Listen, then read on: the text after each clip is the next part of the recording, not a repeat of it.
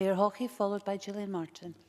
Thank you, Presiding Officer, and I would refer members to my register of interests. I'm a registered mental health nurse and I currently hold an honorary contract with Greater Glasgow and Clyde NHS. I would also like to thank Gil Ross for bringing this very important issue to the Chamber to be debated. I would argue that addressing adverse childhood experiences is the biggest challenge faced by public health, not just here in Scotland, but actually across the whole of human society. Our childhood experiences shape who we are and how we respond to the situations that life presents us. Even more so if those are the negative experiences of neglect, harm, violence, poverty or abuse. And the correlation between adverse childhood experiences and future negative outcomes is supported in study after study. The Scottish Government themselves highlight research which shows that compared with people with no ACEs, those experiencing 4 or more were 15 times more likely to have committed violence against another person in the last year. Presiding Officer, do we really need any more evidence to prove how vital early intervention is? Crucially, ACEs do not need to be a determinant of future poor outcomes, as the right support and interventions can and do make a difference. Taking steps to prevent occurrences of ACEs is essential. However, prevention alone is sadly not enough. Some adverse childhood experiences, like parental separation or parental mental illness, are unavoidable, and that is why we must have a focus on resilience and early intervention too. For many years, I worked as a perinatal mental health nurse. Ensuring the early detection and treatment of maternal mental distress and illness is critical in helping to not only secure better outcomes for the mother's mental health, but also for the baby and the family as a whole.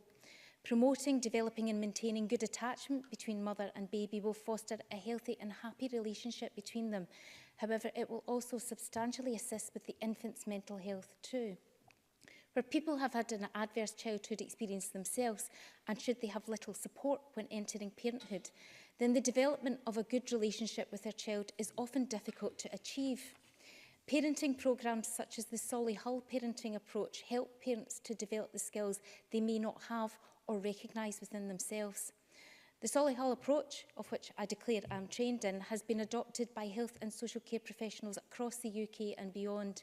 It promotes knowledge and understanding of emotional processing for both babies and parents, known as containment, and it promotes sensitive, attuned reading of the baby's own cues and language, known as reciprocity. Being attuned and responsive to a baby's needs helps to promote the resilience that each child requires. Other programmes like Triple P and Mellow Parenting used across Scotland and beyond also provide these essential building blocks of healthy attachment and therefore resilient families.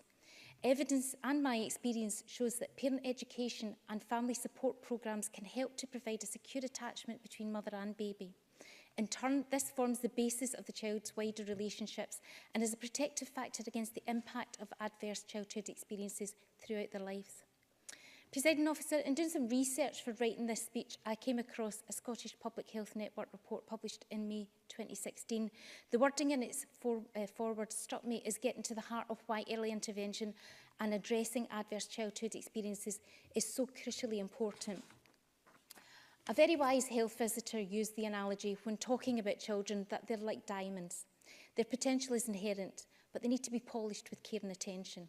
Sadly, not all our children in Scotland are polished with enough care and attention. Presiding Officer, we need to be bold in our ambition for our children's future. We need to be innovative in our support of parents and carers, and we need to be challenging the barriers which prevent our children from being those polished gems.